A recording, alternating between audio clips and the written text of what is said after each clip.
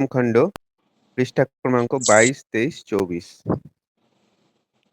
কিশোরীদা চৌধুরী, সাধনার পথে নামে রতি নাকি একান্ত প্রয়োজন?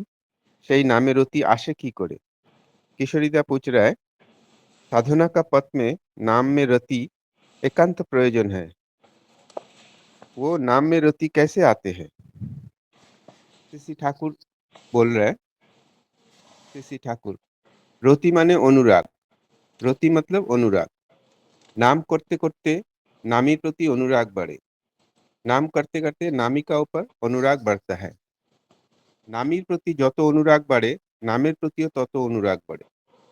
नामी का तरफ जितना अनुराग बढ़ता है, नाम का प्रति भी उतना अनुराग बढ़ता है। कारण नाम করলে नामीर কথাই মনে পড়ে। वो इसलिए है क्योंकि नाम करने से नामी का बात ही याद आता है।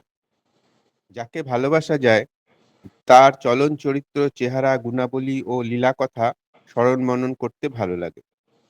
जिसको प्यार किया जाता है उसका चलन चरित्र चेहरा गुनावली और लीला স্মরণ মনন करने में अच्छा लगता है। ওই ভালো লাগার সঙ্গে সঙ্গে इच्छा है নিজের চলন চরিত্রকে নিজ বৈশিষ্ট্য অনুযায়ী तदानुक করে তুলতে। वो अच्छा लगने का साथ साथ ये इच्छा भी होता है कि अपना जो चलन चरित्र है उसको अपना वैशिष्ट्य का अनुसार करने के लिए। এর ভেতর দিয়ে আসে নীরব পরখ। इसी के अंदर से आता है নীরব পরখ। নিজের দোষগুণ যেমন বোঝা যায় তেমনি তেমন তেমন आत्म नियंत्रण करते इच्छा करे। अपना दोष गुण जैसा समझ में आता है वैसा वैसा आपको आत्मनियंत्रण करने का इच्छा होता है। মানুষ আত্মনিয়ন্ত্রণ যতই করে ততই দেখে যে এর শেষ নেই। मनुष्य आत्मनियंत्रण जितना करता है उतना ही वो महसूस करता है कि इसका कोई शेष नहीं है। এই প্রয়োজনবোধের থেকে মানুষ আবার নিরন্তর নাম করার প্রয়োজন বোধ করে। यही जो प्रयोजन बोध है इसी से मनुष्य ये इसको लगता है कि निरंतर नाम करने का प्रयोजन है। তাছাড়া ইষ্টের অফুরন্ত চাহিদা ও ইচ্ছা পূরণ করতে গিয়ে মানুষ সর্বদাই নিজের শক্তির অসম্পূর্ণতা সম্বন্ধে सचेतन है। इष्ट का अफुरंत चाहिदा और इच्छा पूर्ण करने जब जाते हैं मानुष, तब ये मानुष एहसास करते हैं कि शक्ति का असंपूर्णता है, इसका ऊपर सचेतन होता है। ওই শক্তির সন্ধানে মানুষ তখন নামের শরণাপন্ন হয়। वो शक्ति के लिए मनुष्य तभी नाम का शरणापन्न होता है। যত নাম করে তার পথে চলে ততই বোধ করে ভেতর থেকে কে যেন অনবরত শক্তি ও বুদ্ধি জুগিয়ে যাচ্ছে। जितना भी नाम करता है वो उनका पथ में चलता है, उतना ही वो बोध करता है कि अंदर से कोई उनको कंटिन्यूअसली शक्ति और बुद्धि जुगान दे रहा है। তাই ইষ্টের সম্বন্ধে অ্যাক্টিভলি ইন্টারেস্টেড সক্রিয়ভাবে অন্তরাশী হলে নামে रुचि अपना থেকে আসে। इसीलिए इष्ट का ऊपर एक्टिवली इंटरेस्टेड होने से नाम में रुचि अपने से ही आता है। নামের সঙ্গে প্রণয় বাদ দিয়ে শুধু মেকানিক্যালি যান্ত্রিকভাবে नाम করলে বেশি কিছু হয় বলে আমার মনে হয় না। नामी का साथ प्रणय छोड़ के मैकेनिकली अगर नाम किया जाता है तो बहुत ज़्यादा कुछ होता है करके मेरे को लगता नहीं है। তবে নাম করতে গেলে নামের দিকে নজর পড়েই। लेकिन नाम जब करने जाएगा तो नामी का तरफ नज़र पड़ेगा ही पड़ेगा। আর নামের সঙ্গে আছে আমাদের সত্তার যোগ। और नाम का साथ है हम लोग का सत्ता का যোগ। তাই নাম করতে করতে মন সত্তামুখী হয়, কারণমুখী হয়, উৎসমুখী হয়। इसीलिए नाम करते करते मन सत्तामुखी होता है, कारणमुखी होता है और उत्समुखी होता है। नाम যত করা যায় তত নামের উপর লোভ বাড়ে। जितना भी नाम किया जाता है उतना भी नाम करने का लालच बढ़ जाता है। সে দুর্নিবার আকর্ষণ ত্যাগ করা যায় না। वो दुर्निवार आकर्षण वो जो बहुत ज्यादा आकर्षण है उसको त्याग नहीं किया जा सकता। ক্রমাগত আরো গভীরে প্রবেশ করতে ইচ্ছে করে, ক্রমাগত और अंदर प्रवेश करने का इच्छा होता है। इष्ट चिंता इष्ट कथा ও ইষ্ট কর্ম এই নিয়ে মগ্ন থাকতে ভালো লাগে। इष्ट चिंता, इष्ट कथा और इष्ट कर्म लेके मगन रहने का अच्छा लगता है। তখন আসক্তির বিষয়ই হন ইষ্ট। তবেই আসক্তি होता है इष्ट। और এই আসক্তি प्रवृत्तिर आसक्ति থেকে অনেক প্রবল। और इष्ट का प्रति जो आसक्ति है वो प्रवृत्ति का जो आसक्ति है उससे बहुत ज़्यादा बलवान है। তবে মাঝে, মাঝে একটা नीरस भावও আসে। लेकिन बीच-बीच में एक नीरस भाव भी आता है। भीतरটা যেন শুকিয়ে যায়। लगता है अंदर जैसे सूख जा रहा है। नाम में रस पाওয়া যায় না। नाम में रस नहीं मिलता है। তখন কিন্তু জোর করে নাম চালাতে হয়। तब बहुत जोर से नाम करना चाहिए। লেগে থাকতে হয়। लगे रहना पड़ता है। লেগে থাকতে, থাকতে আবার ঠিক হয়ে আসে। लगे रहने से वो ধীরে, ধীরে ঠিক हो जाता है। ডিপ্রেশন, অবসাদ এরপর অনেক সময় বন্যার মতো আবেগ আসে। डिप्रेशনের পর डिप्रेशन का बाद कभी-कभी बन्ना का बाढ़ जैसा आवेग आता है। তাই পো ধরে থাকতে হয়। इसीलिए लगे रहना चाहिए। কারণ তাকে যে আমার চাই-ই চাই। कारण उनको हमको चाहिए ही चाहिए।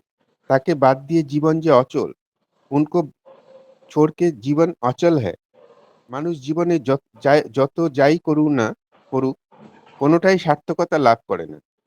मनुष्य जीवन में कुछ भी करे, उसको कोई सार्थकता नहीं मिलेगा। যতদিন সে ইষ্টকে কায় মনোপ্রাণে ভালোবাসতে না পারে। जितना दिन वो इष्ट के मन प्राण से प्यार नहीं कर सकता। ভালোবাসার ধাঁচে চলতে, চলতে ভালোবাসাটা শত হয়ে ওঠে। भालोबासा का जो प्यार का जो ये फॉर्मेट है, इसमें चलते-चलते प्यार एक सत हो उठता है। এই বুদ্ধি সার বুদ্ধি। এই সার বুদ্ধি है, যে বুদ্ধি মানুষকে इष्टे एकांत করে তোলে। जो बुद्धि मनुष्य को इष्ट में एकांत कर उठाता है। एकेই বলে अव्यभिचारी भक्ति। इसी को ही कहता है अव्यभिचारी भक्ति। इष्टকে যদি আমার সুখ সুবিধার জন্য ডাকি, इष्ट को अगर हमरा अपना सुख सुविधा के लिए बुलाते हैं, तो আমার सुख सुविधाর জন্য ভালোবাসি, खुद का सुख सुविधा के लिए प्यार करते हैं, তাহলে সেটা হলো ব্যভিচারী ভক্তি। तब वो ব্যভিচারী ভক্তি होता है। তার জন্য তাকে যে ভালোবাসে সে ধন্য হয়ে যায়। इसलिए इष्ट को जो प्यार करता है वो धन्य हो जाता है, पवित्र हो जाता है, पवित्र হয়ে যায়, पवित्र हो जाता है। তার ভেতর আর কোনো কলুষ বা মালিন্য থাকে না। उनका अंदर और कोई कलुषता या मलिनता नहीं रहता है। তাই গীতায় আছে, "অপি চেত শূদ্রাচ ভজতে মামন্যভ্যাক সাধুরেব স মন্তব্য সমক্য ব্যবিশত হি স।"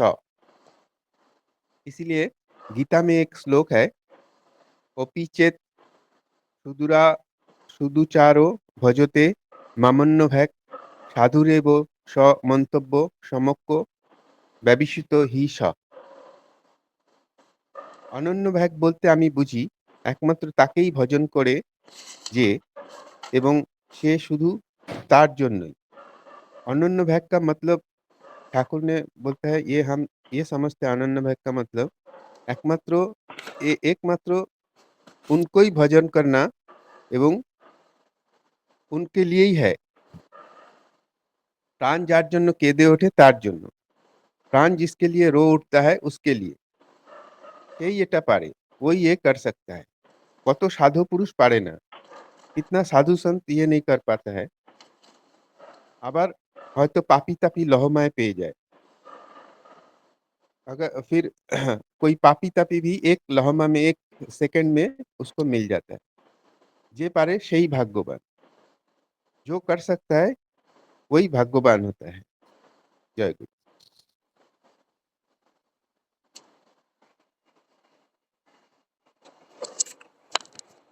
जय गुरु।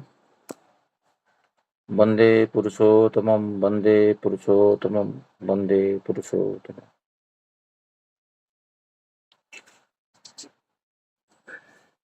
आज का विषय वस्तु हम लोग रिपीट कर रहे हैं और सोमनाथ दा बहुत सुंदर भाव से आज उसको बंगाली में पढ़ के तुरंत हिंदी में ट्रांसलेट करके अभी सुना रहे थे बहुत स्पष्ट भाव से। सूरज दा आज नहीं थे तो उनका ऑप्शन भी फिल नहीं हुआ, तो सोमनाथ दा बहुत सुंदर भाव से आज पाठ किए। और ये विषय वस्तु कल डिस्कशन संपूर्ण रूप में नहीं हो पाया था, तो उसके ऊपर आज आलोचना हम लोग करेंगे। प्रार्थना टाइम चेंज होने के कारण हो सकता है आज थोड़ा सा फिर भी अभी तक तो 18 लोग ज्वाइन किए हैं, तो आज का जो विषय वस्तु कल हम लोग आलोचना जो किए थे वो था जे प्रश्न है किशोरी चौधरी दा प्रश्न पूछ रहे हैं जे साधनार पथे मतलब साधनार पथ में नाम रति क्या एकांत प्रयोजन है, ये फर्स्ट क्वेश्चन है। सेकेंड क्वेश्चन है से नामे रति आशे की करे, ये नाम रति फिर आएगा कैसे। तो दो क्वेश्चन पूछे श्री ठाकुर जी। तो कल जो विषय वस्तु था तो सोमनाथ दा एक प्रश्न पूछे थे, तो उसके ऊपर थोड़ा सा आलोचना करके फिर आगे बढ़ेंगे। जे सोमनाथ दा पूछे थे जे ये नाम करते करते जो ठाकुर जी बोले हैं जे मनुष्य सत्तामुखी है, कारणमुखी है और उत्समुखी है, तो कैसे होगा उसका कुछ एक प्रैक्टिकल उदाहरण देके, समय का बहुत कम के कारण कल बातें रख नहीं पाया था, उसको थोड़ा मैं प्रयास करूँगा। आगे दादा वालों है और उसको आगे लेके जाएंगे। तो बात इधर है जो 3 शब्द यहाँ पर श्री ठाकुर जी दिए हैं, मनुष्य सत्तामुखी होगा, कारणमुखी होगा, उत्सवमुखी होगा। पहले तो सोमनाथ दा यही क्वेश्चन था ना कल आप पूछ रहे थे।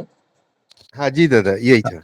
हाँ, तो ये एक पहले हमको जानना चाहिए ये सत्ता क्या है।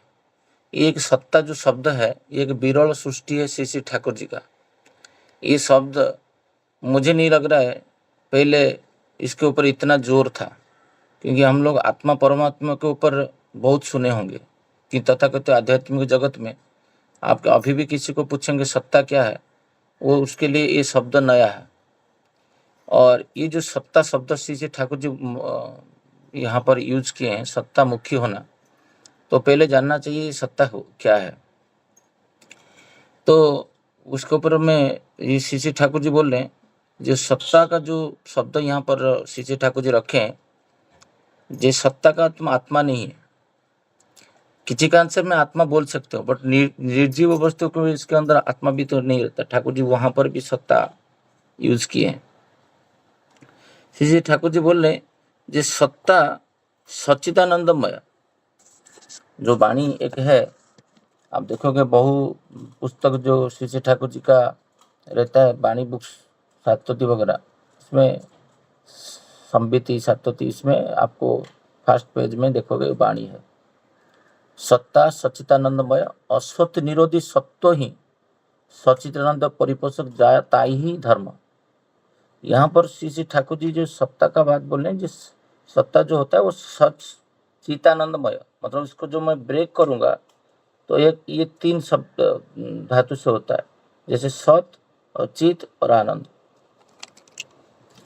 सत अर्थ हो जिसका अस्तित्व है और जिसका वृद्धि है, उसको सत बोलते हैं। श्री ठाकुर बोल रहे हैं सत जो है वो जिसका अस्तित्व है और जिसका वृद्धि होता है।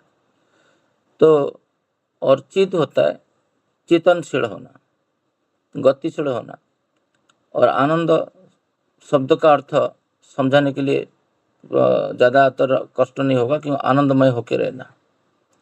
ये 3 जहाँ पर है वो सत्ता का वैशिष्ट्य है। ये तो सत्ता जो है वो जिसका अस्तित्व है, जो चेतनशील है और जो आनंदमय अवस्था में रहता है, तो इसको श्री ठाकुर जी बोलते हैं ये सत्ता है।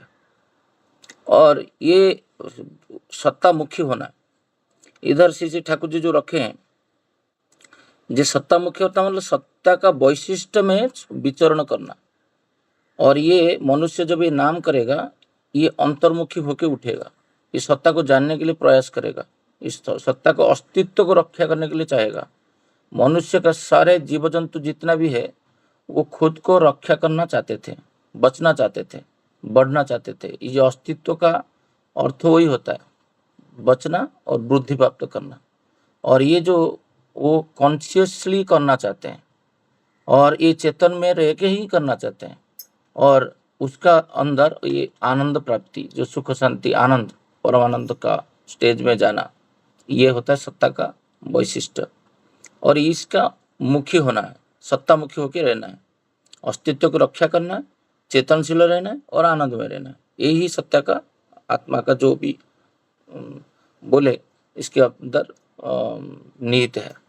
अभी ये नाम करने से मनुष्य सत्तामुखी कैसे होता है ना? नाम करने से मनुष्य के अंदर जितना भी जीवकोश है, और ये जीवकोश के जब ये एक ध्वन्यात्मक के नाम द्वारा इसको कंपित किया जाए और ये कंपन सृष्टि होने से वो नामी के प्रति एक उसका अनुरक्त आता है। अभी बात हुआ जे क्या ये नाम ऐसे जॉब करने से हो जाएगा? एकदम नहीं। अभी 2-3 दिन पहले मेरे साथ कोई एक व्यक्ति डिस्कशन कर रहे थे ऑफिस में, वही उनको समझा रहा था जे आप मार्केट में तो नाम भी है, राम नाम है, कृष्ण नाम है, क्या ये नाम अनुराग के साथ जॉब करने से ये वही फल व रिजल्ट आता है? नहीं आता है। श्री ठाकुर जी बोलते हैं रति का अर्थ अनुराग, और ये नाम जप करने से अनुराग आएगा। क्या ये नाम ऐसे जप करने से अनुराग आएगा? नहीं, ऐसे नहीं आता है। तो मैं क्यों बोल रहा हूँ बैकग्राउंड, जे बहुत लोग को पता है, वो बैठ के मेडिटेशन करते हैं और ऐसे नाम जप करते हैं, उनका जीवन में आदर्श व गुरु ग्रहण नहीं करते हैं। श्री ठाकुर जी वो वाणी में यहाँ पर देखोगे इसे बोले हैं जे सत्ता सच्चिदानंदमय असोत निरोधी सत्य ही सच्चिदानंद परिपोषक जा ता ही धर्म है। इसके अंदर जो सत्ता को रक्षा करने के लिए जो असत्य निरोध है और असत्य निरोध को परिपोषक जाता ही धर्म है। और ये धर्म मूर्त होता है आदर्श में है। जितना भी धर्म है दुनिया में, पिता का धर्म, माता का धर्म, समाज का धर्म, नेता का धर्म, सारे धर्म जितना भी जो जिसका जो हिसाब से वैशिष्ट के हिसाब से वो मूर्त होता है कहाँ पर ना? आदर्श में व सदगुरु के पास। और ये सदगुरु का शरणापन्न जब तक नहीं होते, जो आदर्श में दीक्षा लाता है अनुराग, जब तक ये मनुष्य ये आदर्श के पास सरेंडर नहीं होता है, और सरेंडर कैसे होता है ना? जोगयुक्त नहीं होता है, एडमिशन नहीं करता है, इनिशिएशन के द्वारा दीक्षा लेने से उसका प्रति अनुराग सृष्टि होता है। तो अनुराग वहां पर कहाँ पर आता है? खाली नाम करने से अनुराग नहीं आता है। श्री ठाकुर बोल रहे हैं आदर्श के साथ युक्त होने से अनुराग आता है। तो रति अर्थ जो अनुराग है, खाली नाम करने से अनुराग नहीं आएगा, उसका नामी के प्रति प्रेम करने के लिए श्री ठाकुर बोल रहे हैं। यहाँ पर वो सत्तामुखी तब होगा जब एक आदर्श के साथ युक्त होके अनुराग के साथ संपन्न होके उनको फुलफिल, उसमें 3 चीज है, परिपूर्ण, परिपोषण, परिपूर्ण, परिरक्षण। ये 3 चीज उसका दिमाग में रहेगा, नाम करेगा और उसके अंदर वो वाइब्रेशन सृष्टि होने के बाद वो खुद को जानेगा, उसको आनंद में रखने के लिए प्रयास करेगा, वो सत्ता को आनंदमय स्टेज में लेके जाएगा खुद को, उसको चेतन कॉन्शियस स्टेज, जैसे सतोनुज्ञा में बोलते हैं प्रेम पृष्ठ चिर चेतन अजर अमर। ये सत्ता का जो लक्षण है वो प्रेममय है, प्रेम पुष्ट रहेगा, चिर चेतन रहेगा और अजर अमर, जो मृत्यु नहीं है जिसका आत्मा का, वो स्टेज में वो जानने के लिए सत्ता मुखी होने के लिए प्रयास करेगा। एक उदाहरण दिया जाए मनुष्य नाम करने से कैसे सत्ता मुखी होता है, श्री श्री आचार्य देव का एक उदाहरण मैं दूंगा। लास्ट ईयर हम लोग जब देवघर गए थे तो वहाँ पर श्री श्री आचार्य देव एक बढ़िया स्टोरी उनका जीवन में बोल रहे थे इस सत्तामुखी के ऊपर।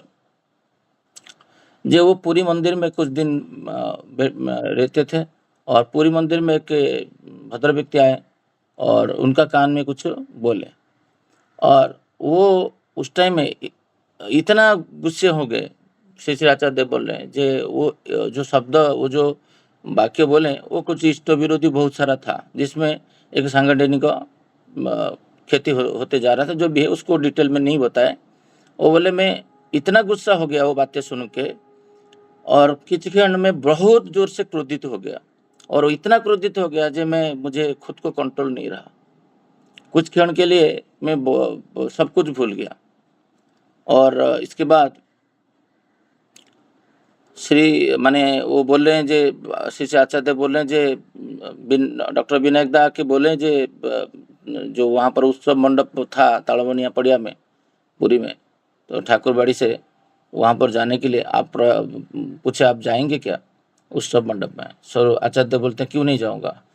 तब जैसे आके गाड़ी में बैठे श्री श्री आचार्य देव बोल रहे हैं जे तब भी क्रोधित अवस्था में था, तो मैं सोचा जे ये व्यक्ति कौन है जो व्यक्ति मेरा कान में आके कुछ बोला उसका बातें, और मैं इतना जोर से क्रोधित हो गया, और इतना क्रोधित किया, मुझे वो क्रोधित कर पाएगा वो बातों से? और वो कुछ क्षण मेरा अंदर वो ठाकुरत्व तो नहीं था, मतलब मैं ठाकुर को भूल गया था। और मैं क्या किया, धीरे धीरे नाम किया। वहाँ पर देखो नाम कैसे इष्टमुखी सत्तामुखी करता है। पहले वो खुद श्री श्री आचार्य बाहर होके वो बाहर से सोच के बता रहे जी मेरा बॉडी में इतना क्रोध पैदा कर दिया, तो मैं धीरे धीरे नाम करना स्टार्ट किया और ठाकुर को एस्टेब्लिशमेंट किया। जब ठाकुर को मेरा अंदर लेके आया तो फिर जो आनंदमय अवस्था में था, सत्ता का जो वैशिष्ट्य होता है, मनुष्य ऑलवेज नाम परमानंद देखे होंगे श्री श्री आचार्य देव ऑलवेज परमानंद अवस्था में रहते हैं। कैसे?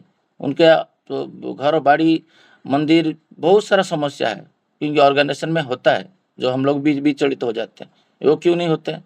क्योंकि वो नाममय पुरुष है, वो नामी के साथ अटैच होके रहते हैं 24/7।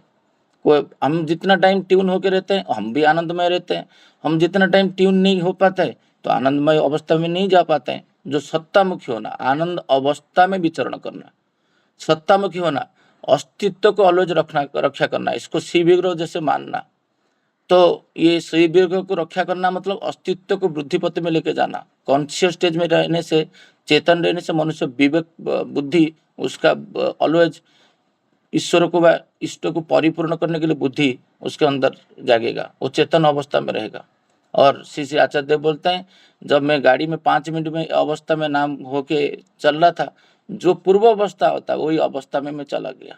वही अवस्था में नहीं जाने से मनुष्य के अंदर अवस्था आता है। और जो श्री श्री ठाकुर बोलते हैं कुछ टाइम में वो अवस्था प्राप्त होने के बाद जब फिर तुम नीचे जाते हो तो अवसाद आता है, डिप्रेशन जिसको बोलते हैं। उसी अवस्था में जोर से फिर नाम ध्यान करने से, नाम करने से, जप करने से पूर्ण अवस्था में आ सकते हो। यहाँ पर सत्तामुखी का अर्थ होता है सत्ता का जो वैशिष्ट्य है उसमें विचरण करना। मनुष्य का जो अस्तित्व है, मनुष्य का जो शरीर है, यहाँ पर एक सत्ता का उदाहरण देके श्री श्री ठाकुर जी को एक भक्त पूछे, श्री श्री ठाकुर को पूछ रहे ठाकुर आप बोल रहे सत्ता का अर्थ ये है, हम लोग तो आज तक आत्मा सोच रहे थे, बट आत्मा है तो क्या वस्तु का भी सत्ता है? क्यों नहीं है? जिसका अस्तित्व है उसका सत्ता है, जो जिसका चेतनशील है, जो आनंदमय अवस्था में रहना चाहता है वो उसका भी सत्ता है ना। ये क्या घड़ी में भी सत्ता है? श्री ठाकुर बोले हाँ ये घड़ी में भी सत्ता है। कैसे ना? कुछ लोग ये घड़ी को 5 साल 10 साल चलाते हैं, कुछ लोग 15 दिन में भी खराब कर देते हैं। तो घड़ी चाहता है मैं ज़्यादा दिन वृद्धि पत्र में रहूं, और जिसको वो अस्तित्व को जो उसको टाइमली चार्ज करता है, ये करता है, उसी के साथ वो ज़्यादा दिन जिंदा रहता है। तो अस्तित्व को वृद्धि पत्र में जब लेके जाते हैं, जिसका अस्तित्व है उसको जो खुराक होना चाहिए और उसको दिया जाए, उसको ठीक करके रखा जाए, उसका वृद्धि, उसका उतना दिन जीवन बचता है। तो हर वस्तु के अंदर, वृक्षलता के अंदर और मनुष्य के अंदर ये वाइब्रेशन, ये नाम का कंपन है, और ये कंपन के द्वारा तो इसका सृष्टि हुआ है। तो ये नाम का कंपन जितना आप कर पाओगे, हर वस्तु कैसे वृद्धि पथ में जाएगा आपको अंदाजा रहेगा। यही होता है जे सत्ता का लक्षण से आनंदमय अवस्था में रहता है। वो चाहता है ये वस्तु की ये लोग के पास मैं रहूं ज़्यादा दिन तक, और वो छोड़ना नहीं चाहता है, और उसका पीछा भी देखे होंगे वो बहुत सारा। बट और कुछ जो खामख्याल होते हैं उनके पास तो वो वस्तु ज़्यादा दिन टिकता नहीं, रहता भी नहीं है, वो चला जाता है। हो सकता है ट्रांसफर होके वो उसका जीवन वृद्धि जहाँ पर ज़्यादा रहेगा वो उसको सेल कर देता है, वहाँ पर जाके पहुँच जाता है, उसका वृद्धि पथ में वो ये होता है। श्री ठाकुर आगे जाके बोल रहे हैं, जो मनुष्य कारणमुखी होगा और उत्सवमुखी होगा। ये कारणमुखी जो है, मनुष्य जब नाम करता है उसका जो ब्रेन सेल है बहुत एक्टिव हो जाता है, तीक्ष्ण हो जाता है, और ये जब एक नामी पुरुषों के प्रति आकर्षित होके वो नाम करता है तो फिर नामी पुरुष का सारे जितना भी उनका गुण है, उनका अच्छा चाल चलन है, उनका जितना भी सद्गुण है वो उसको फुलफिल करने के लिए प्रयास करता है ये नाम करते करते। और वो क्या करता है ना, खुद को एडजस्ट करता है और नियंत्रित करता है। और ये नियंत्रित करने के टाइम में जब ये नाम करता है उसके अंदर एक श्री श्री ठाकुर जी बोल रहे हैं, जे जब करने से मनुष्य जब तीक्ष्ण होता है और ध्यान करने से स्थिर और ग्रहणक्षम होता है, तो नाम करने से मनुष्य के अंदर के एक्टिव इंग्यूजिस्टिवनेस, श्री ठाकुर जी हम लोग जो पहले पढ़े थे, जे एक्टिव इंग्यूजिस्टिवनेस सक्रिय अनुसंधित्सा बुद्धि सृष्टि होता है। और यही एक्टिव इंग्यूजिस्टिवनेस से श्री ठाकुर बोलते हैं उसका डिस्कवरी माइंड जो होता है वो उसका जो आविष्कारी बुद्धि जिसको बोलते हैं आविष्कारी बुद्धि, और ये नाम करने से आता है। और ये आविष्कारी बुद्धि साइंटिफिकल वे में वो हर चीज को विश्लेषण संश्लेषण करने के लिए प्रयास करता है, और हर चीज में वो कारण को जानने के लिए प्रयास करता है। वो हर वक्त खुद का वैशिष्ट्य के पक्ष में अनुधावन करने के लिए प्रयास करता है। खुद का जो व्यक्ति का जो वैशिष्ट्य है ये नाम करने से वो वैशिष्ट्यपाली हो जाता है, मतलब उसका खुद का जो वैशिष्ट्य को वो डिस्कवरी करता है, मेरा पूर्वज क्या करते थे।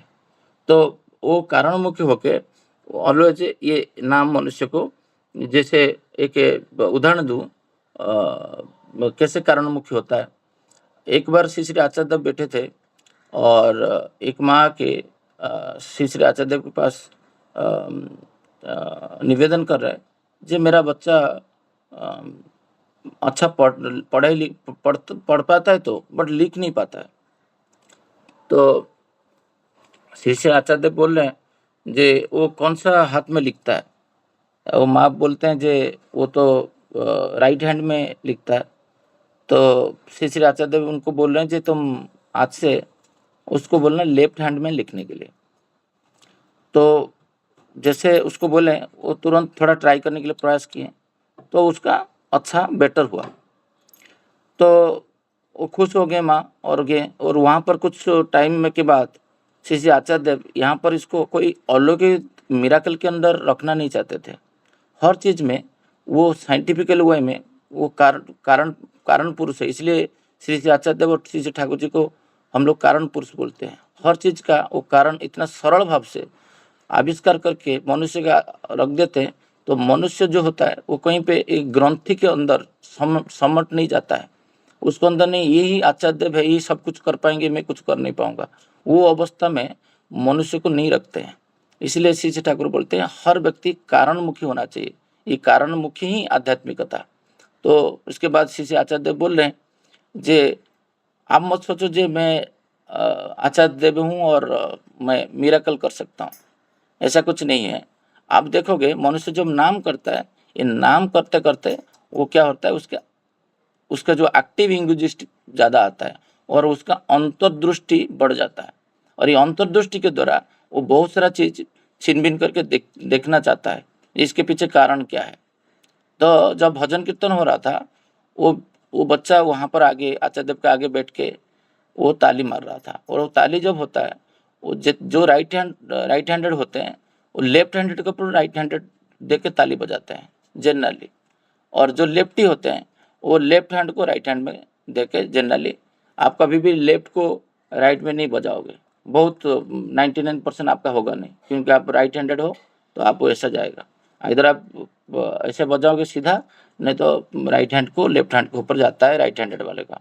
इसको काफ़ी टाइम से श्री श्री आचार्य देव का दृष्टि जो है, वही नाम करने से हर व्यक्ति का वैशिष्ट्य क्या है वो परख लेते थे, और वही कारणमुखी होता है। मनुष्य नाम को बहुत सारे लोग इग्नोर कर देते हैं, देखते नहीं है, वो वही नाम कंपन जो होता है वो उसको कारणमुखी कर देता है, उसको साइंटिफिक बुद्धि विश्लेषण में लेके आता है।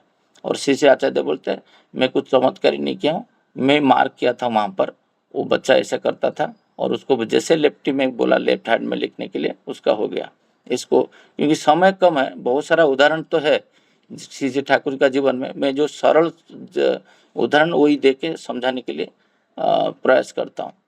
मनुष्य जब नाम करता है, नाम के प्रति प्रेम, नामी के प्रति प्रेम सृष्टि होता है, श्री श्री ठाकुर जी बोल रहे हैं। और किसी को आप खुशी करना चाहते हो, उसका लाइकली माइंडेड होने के लिए प्रयास करते हो। हर जगह में देखोगे, आप सोसाइटी में हो, आप पत्नी को खुशी करना चाहते हो तो पत्नी का जो इच्छा है उसको पूर्ण करना चाहते हो। पिता को खुशी करना चाहते हो तो पिता जैसे बनना चाहते हो, पिता का जो जो डिजायर्स है, इच्छा है, उसको फुलफिल करते हो, और आपका खुद को चरित्र को भी संशोधन करते हो। ऐसे करते करते श्री जी ठाकुर बोल रहे हैं, जब मनुष्य क्या करता है, नामी के प्रति प्रेम करके नामी का जो चरित्र गुण जो है वो गुण को अपनाना शुरू करता है। मतलब यहाँ पर नामी जो है, श्री श्री ठाकुर जी बोल रहे हैं, इष्ट है, और वही इष्ट जो है सदगुरु, वही है उस सोर्स। प्रत्येक मनुष्य का सोर्स है वही है। तो इष्टमुखी होना, उत्सवमुखी होना, सेंटर के प्रति आकर्षित होना, ये श्री श्री ठाकुर जी बोल रहे हैं। अभी ये नाम के प्रति जब मनुष्य प्रेम करता है, नाम करते करते श्री श्री ठाकुर बोलते हैं नामी के प्रति प्रेम आता है, और नामी के प्रति आकर्षित होते होते श्री श्री ठाकुर बोल रहे हैं नाम के प्रति भी प्रेम आता है। ये दोनों परिपूरक है। और उससे श्री श्री ठाकुर जी बोलते हैं, उन चलते चलते वो तीन चीज करते हैं, क्या ना, इष्ट चिंता और इष्ट वाक्य और इष्ट कर्म, इसमें हम पढ़ रहे थे। और ये जो इष्ट चिंतन है, उसका जो इष्ट का अनुशीलन जो है, उनको चिंतन करना, उनका गुण कीर्तन को जानना, उनका लाइफ को जानना, उनका वो कैसे व्यवहार करते थे, वो कैसे चलते थे, वो उनका इच्छा क्या है, वैसे करते करते वो इसको जिसको बोलते हैं हम लोग जाजन बोलते हैं, नहीं जजन बोलते हैं। तो ये जो जजन मनुष्य जो करता है, उसमें श्री जी ठाकुर जी बोलते हैं ब्रह्म मुहूर्त में उठना, तो वो ब्रह्म मुहूर्त में उठने के लिए प्रयास करता है। श्री जी ठाकुर जी बोलते हैं पेरेंट्स को प्रणाम करना, वो पेरेंट्स को प्रणाम करता है। श्री जी ठाकुर बोलते हैं सदाचार पालन करना, वो सदाचार पालन करता है। वो बोलता है सात्विक खाद्य खाने के लिए, जो सत्ता को रक्षा करने के लिए वो उसको प्रयास करता है। धीरे धीरे वो इष्ट का सारे इच्छा को, धीरे छोटा छोटा इच्छा को पूर्ण करते, और वो गतिशील होता है। फिर श्री जी ठाकुर जी बोलते हैं ऐसे करते करते उसका वो वहीं पे रुकता नहीं है। कोई जम्मू कश्मीर गया, कोई सिंगापुर जाता है, वहाँ पर घूम के आता है और देखता है जो समर सीजन में कहीं पे बर्फबारी होता है, उसको रह के बिना बोल के रह नहीं पाता है। वो ऑफिस में बोलता है, सोसाइटी में बोलता है, उसका पत्नी को बोलता है, उधर बोलता है, क्योंकि वो उसको बिना बोल के रह ही नहीं पाएगा। और वही वाक्य जो होता है, से ईश्वर का वाक्य वो हर जगह में स्प्रेड करता है, ईश्वर वाक्य का वो करता है, जिसको हम लोग सेवा व वाक्य के द्वारा कि दूसरे को परिपूर्ण करने के लिए जाजन बोलते हैं, इष्ट वाक्य। और इष्ट कर्म, श्री श्री ठाकुर जी बोलते हैं इष्ट कर्म, और उनको परिपोषण और परिरक्षण और परिपूर्ण के लिए उनका सारे चीज वो जिम्मेदारी लेता है, जिसका अर्थ होता है इष्टवृत्ति। वो इष्टवृत्ति, इष्ट चिंता हुआ जे जजन, इष्ट वाक्य हुआ जजन, और इष्ट कर्म जो होता है वो इष्टवृत्ति है। वही इष्टवृत्ति मनुष्य प्रथम जीवन आरंभ करने से पहले उनको परिपूर्ण करने के लिए एक भोग देता है, और वो भोग के अर्थ वो कंडीशनली देता है, जे ये सत्ता को रक्षा करने की, सत्ता का जो वैशिष्ट है, सत्ता का वैशिष्ट में ये सत्व जो है वो सत्ता का वैशिष्ट है। तो वही सत्ता का वैशिष्ट मैं अधिकारी हूँ और वही पथ में जा रहा हूँ, वो कंडीशनली मुझे ग्रहण करिए और मेरा प्रणाम लीजिए, फिर भोग निवेदन करता है। ये जो कर्म है करते करते ये इष्ट के प्रति आकृष्ट होता है, इष्टमुखी होता है, और ये इष्टमुखी के बिना पूर्ण में वो नहीं रह पाता है। एक बार जैसे मैं जो श्री ठाकुर बोलते हैं नाम करते-करते नामी के प्रति श्रद्धावान होता है, नामी को पूर्ण करने के लिए जाते हैं। एक बार ब्रह्म मुहूर्त में सब लोग मेडिटेशन कर रहे हैं बेलूर मठ में और श्री श्री रामकृष्ण ठाकुर वहाँ पर उनको लैट्रिन लगा है और वो बाहर जाते हैं, उनको गौड़ू और कहीं पे मिल नहीं रहा है और जाने के लिए। तब सिस्टम तो इतना डेवलप नहीं था। तो श्री श्री रामकृष्ण ठाकुर सबको बुला रहे हैं, कोई सब ध्यानस्थ होके स्तर भेद करके जोगी मुनि जैसे वो सब बैठे हैं, पूरा नाम में मय हो गए हैं और कोई सुन नहीं रहे हैं उनका आवाज़। और वहाँ पर जाके एक भक्त को बोले चिल्ला के, अरे तुम ध्यान किसको कर रहे हो? जिसको तो ध्यान कर रहे हो उसको तो लैट्रिन लगा हुआ है और तुम किसके भजन में लगे हुए? ये कहीं न कहीं ये अर्थ होता है। ये तो जब मनुष्य उनको नामी को प्रेम करता है और नामी को चतुर्दिग में परिपूर्ण करने के लिए परिवेश में लगा रहता है। और इस टाइप का एक बार पूज्यपाद दादा जब थे, एक जगह में गए थे और वहाँ पर ऐसे एक इलेक्ट्रिसिटी चला गया और आधा घंटा ऐसे सब लोग मेडिटेशन में बैठे हुए हैं और एक दादा बोल रहे थे, वो वहाँ पर उपस्थित थे और वो सब जगह में चिल्ला रहे हैं जो लाइट गया, कोई सब मेडिटेशन अवस्था में चले गए क्योंकि मेडिटेशन में बैठे हैं तो उठ नहीं रहे, 30 मिनट्स दे के बैठे हैं। तो वहाँ पर पूजनीय सिपाहीदा वहाँ पर जाके बोले, जिसको तुम ध्यान कर रहे हो वो तो अंधेरे में है, तुम किसको ध्यान कर रहे हो? फिर जाके एक दादा को उठाए, जाके देखो तुम्हारा जो इष्ट है वो तो अंधेरे में है। जिसको तुम आचार्य बोल रहे हो, जो बोलते हो तुम ये इष्ट का प्रतिमूर्ति है, रिफ्लेक्शन है, ये ईश्वर का प्रतिमूर्ति है, वो तो अंधेरे में है और तुम किसको ध्यान कर रहे हो बैठ के? तो मतलब ध्यान करते-करते वो नामी के प्रति आकर्षित होता है। यही विश्वमुखी होने का अर्थ यही होता है। हर चीज़ में वो इष्ट को परिपूर्ण करने के लिए प्रयास करता है। जैसे यहाँ पर एक श्री ठाकुर जी बोल रहे हैं, मैं मेरा सुख शांति के लिए जो मैं इष्ट को भजन करता हूँ, वो व्यभिचारी भक्त होता है। जो अनकंडीशनली एकांत उनके लिए ही जन्म लिया हूँ, मेरा सब कुछ उनके लिए है, वही जो है प्रेम जो है होता है, वो अभिव्यभिचारी होता है। तो जैसे हम लोग अभी जो 31 दिसंबर में गए थे, वहाँ पर आज विकास दा जॉइन किए कि नहीं पता नहीं, विकास भाई। तो एक फ़ोटो वहाँ पर लगा हुआ था मेमोरिया में और रश्मि भाई और गणेश भाई वहाँ पर एक फ़ोटो को देख रहे थे और मैं बोला वहाँ पर एक केष्टदा, सब बोल रहे थे वो केष्टदा है। मैं बोला नहीं, केष्टदा नहीं, वो केष्टदास है। वो वही केष्टदास है जिसके पास श्री ठाकुर जी सबको भेजते थे। और मैं भी पहली बार केष्टदास का फ़ोटो पहली बार देखा लास्ट ईयर। मैं कभी इतना माइन्यूटली मार्क नहीं किया था जे वहाँ पर देख के, क्योंकि हम लोग इतना डिटेल में 2 दिन वो बातें को आलोचना किए थे, आलोचना प्रसंग का केष्टदास का बात। जब व्यभिचारी भक्त का श्री ठाकुर जी उदाहरण दिए थे केष्टदा को, केष्टप्रश्न भट्टाचार्य को, जो भी कुछ डाउट होता था केष्टदा के पास, तो केष्टदा बोलते वो तो बहुत अच्छा आलोचना करते हैं, ये करते हैं। तो श्री ठाकुर क्या करते थे, केष्टदा को वो बोलते केष्टदास के पास जाओ, वहाँ पर वो बढ़िया से उसको सॉल्यूशन कर देंगे, मीमांसा कर देंगे। तो वो गए और देखे, वो सैटिस्फैक्टरी आंसर नहीं मिला और बहुत उनका जो भाव है उससे भी खराब मिला। तो उनके संदेह आया, जैसे श्री ठाकुर क्या श्री ठाकुर होके रिकमेंड कर रहे हैं? कभी-कभी बिलीव हो जाता है ना, जो आचार्य देव भेज रहे हैं तो वो सही रहेगा। बट हमको चिंता करना चाहिए आचार्य देव क्यों भेजे? हमारा उतना बुद्धि भी नहीं रहता है, जो सही बुद्धि श्री ठाकुर जी यहाँ पर आकलन करते हैं, जो हर क्षेत्र में इष्ट को परिपूर्ण करता है, ऐसे भी नहीं होता है हमारा लाइफ में।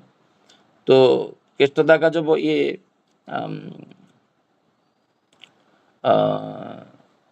बातें आया तो केष्टदा सोचे जो ये श्री ठाकुर जिसको जुग पुरुषोत्तम हम लोग बोलते हैं, और केष्टदा भी स्तर भेद किए थे, ज्योति आश्रम में रहते थे, और जिसको मैं ईश्वर मानता हूँ वो इतना जो जिसका कोई चिंताधारा नहीं है ईश्वर के प्रति, उसके पास भेज देते। तो ये एक ग्रंथि उनके पास एक कॉन्फ्लिक्ट क्रिएट हुआ था और काफ़ी दिन चला भी। और एक दिन बैठे एकांत में और ऐसे बातें होते होते श्री ठाकुर जी बोलते, केष्टदा क्या सोच रहे? ना वही मैं सोच रहा था कि आप मुझे वहाँ पर भेज दिए, बट मैं तो जाता नहीं हूँ अभी। बट मैं सोचा आप कैसे मुझे भेज सकते हो? आप इस मैं जिसको मेरा इष्ट मानता हूँ और ये जिसका कोई कनेक्शन नहीं इष्ट के प्रति, आप कैसे भेज सकते हो? मेरे को बिलीव नहीं हो रहा है।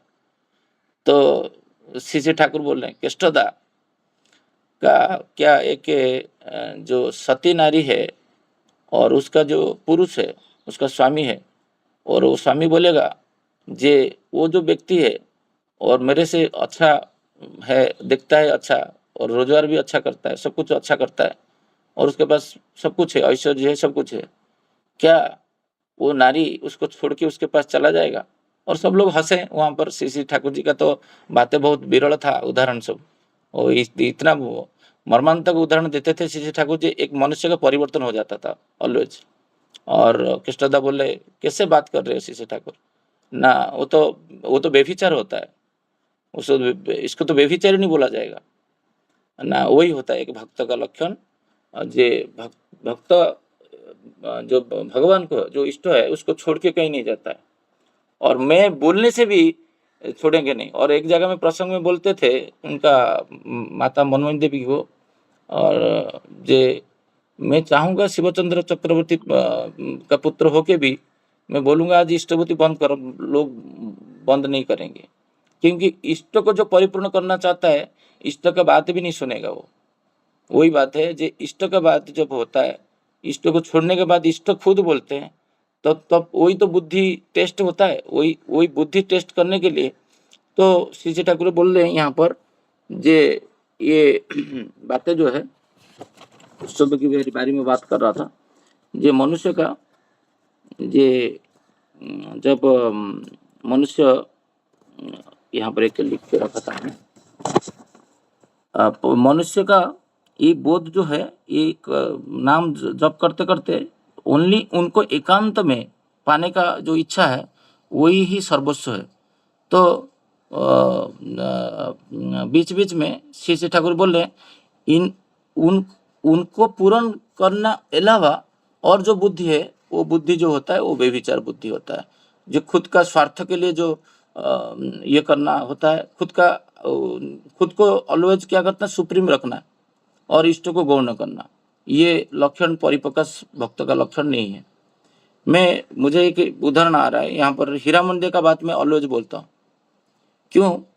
ये जो बुद्धि होता है, ये बुद्धि जैसे उनका घर का आस्थान था ठाकुर जी का आस्थान, और ठाकुर जी का आस्थान जब लेके आए देखे तो ठाकुर जी का आस्थान थोड़ा छोटा है, बट वो सोफा में बैठ के देखा हूँ वहां पर थोड़ा छोटा लग रहा है, तो बाकी लोग बोले उसमें 4 छोटा छोटा ये देने से थोड़ा सा उड़ का लकड़ी का तो हो जाएगा। बट वो जो बुद्धि तीक्ष्ण होता है, श्री ठाकुर बोलते हैं नाम करने से मनुष्य का बुद्धि जो होता है वो तीक्ष्ण होता है, शार्पनेस आता है, और ऑलवेज क्या करता है, इष्ट को उच्चमुखी होने के लिए प्रयास करता है। मतलब उस जो नामी है वो नामी को पूर्ण करने के लिए प्रयास करता है, वो खुद को एडजस्ट करता है, वो नामी को एडजस्ट करने नहीं देता है। जे तुम मेरे हिसाब से चलो, मेरा सुखी सुविधा को पूर्ण करो, देन मैं तुमको भजूंगा, ऐसा नहीं। वो तुरंत क्या किया, एक आरी जो होता है कटर लेके वो उनका सोफा का काट लिए, जब बेड के ऊपर बैठे थे वो बेड का पैर भी काट दिए, जो संभव नहीं है मनुष्य का जीवन में ऐसा करना, इतना सहज नहीं है ये सब चीज करना।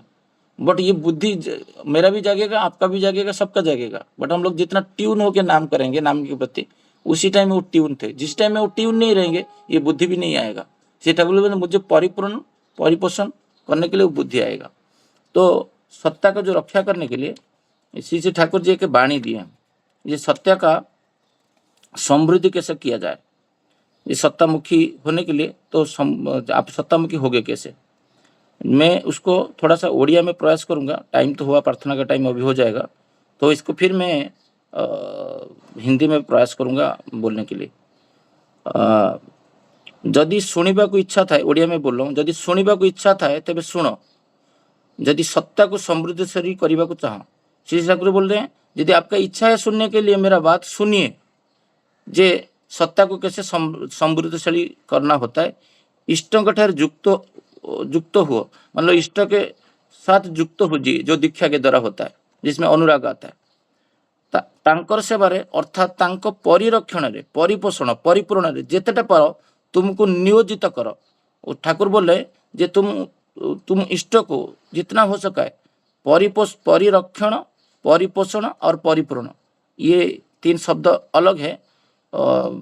समय के कम कारण में बाद में हो सकता है उसको कभी मौका मिलेगा तो एक्सप्लेन करूंगा। और तांकर उपदेश अनुजाई जेते टिके हुए निजको नियंत्रित करूथाओ क्रमे ही उपयुक्त हेब क्रम विकास पथरे चलिबो तुमठारे धर्म बल मध्य प्रबल होई उठिबो सार्थक हब तुमे समृद्ध हेब तुमे शाश्वती धर्म अधा वाणी संख्या 202। श्री ठाकुर बोले जो सत्ता को समृद्धिशाली करने के लिए सत्तामुखी होने के लिए पहले तुमको इष्ट के साथ युक्त होना चाहिए। वो इष्ट के साथ युक्त होने के लिए है इनिशिएशन प्रोसेस, और इनिशिएशन प्रोसेस होने के बाद श्री ठाकुर जब नाम करोगे मनुष्य के अंदर उनके प्रति जो प्रेम आएगा परिरक्षण परिपोषण और परिपूर्ण उनको नियोजित तुमको करो और उनका आदर्श निर्देश अनुजाई जो जो के तुमको होता है तुमको नियंत्रित करो दिन तुमको सत्तामुखी तुम हो पाओगे। ये श्री ठाकुर जी शाश्वती सदग्रंथ धर्म अध्याय 202 वाणी में बोले हैं। और एक बातें रखें जे शाश्वती विधि अध्याय में वाणी संख्या 764 सत्ता को हराई जो मैंने बंचिबा को चाहती से माने कौन मरण पाखरु आ फेरी आसती सत्तार मध्य जेते शेष मृत्यु मध्य सेते घनीभूत सत्ता किंतु ठिया होता है तार वैशिष्ट्य ऊपर। श्री ठाकुर जी बोलते हैं सत्ता का जो वैशिष्ट्य होता है सचित और आनंद, ये अवस्था में जहां जहां तुम उसको अक्षुण्ण करने के लिए चेष्टा करोगे तुम मृत्यु पथ में तुम लेके जाना चाहते हो। जैसे ये शरीर को शिव विग्रह मान के चलना है, उसका स्वास्थ्य सदाचार नियम को पालन करके उसको तुमको उसको सहनपटु बनाना है, सुस्त बनाना है। ये तो सुस्त होने का प्रथम वाणी है। तो सत्ता का एक ये रक्षा करने के लिए एक प्रोसेस है, माने शरीर को ये सत्ता उसी का एग्नेस्ट में तुम जो जितना जाओगे जो श्री ठाकुर जी का बातें के एग्नेस्ट में तो तुम मृत्यु का पथ में जाओगे, तुम और सत्तामुखी नहीं हो पाओगे। क्योंकि तुम उत्सवमुखी जब तुम उत्सव का विरोध में जाओगे तो सत्ता का मुखी तुम नहीं हो पाओगे, आनंदमय हो ही नहीं पाओगे। इसी रिसर्च प्रोसेस को जो कारण मुखी बोलते हैं, कारण कर्म के द्वारा उसको नियंत्रित करना है। ये सोमनाथ दा जो मैं समझा ये बातें में रखा, तो मैं कितना आपका बात मैंने क्वेश्चन का सेटिस्फैक्टरी आंसर दे पाए मुझे पता नहीं, बट मेरा बोध के हिसाब से मैं आपके पास ये बातें रखा। जय गुरु। पूरा क्लियर हो गया दादा, बहुत अच्छा लगा, एकदम क्लियर हो गया। जय गुरु। जय गुरु, सबको जय गुरु। बाकी कुछ लोग को शायद पता नहीं होगा 6 बजे सब कनेक्ट ज्वाइन किए, तो हमारा अभी प्रार्थना टाइम 6:40 है और हम लोग 5:45 को आलोचना प्रसंग मार्च महीना के लिए रखें। बाकी जिसको पता नहीं थोड़ा आप व्हाट्सएप के द्वारा इंटीमेट कर देंगे तो अच्छा रहेगा। सबको जय गुरु। आज का आलोचना प्रसंग यहीं पे हम विराम देते हैं। सबको जय गुरु। जय गुरु। जय गुरु। जय गुरु। जय गुरु। सबको जय गुरु। जय गुरु। समस्त जय गुरु। सबको जय गुरु।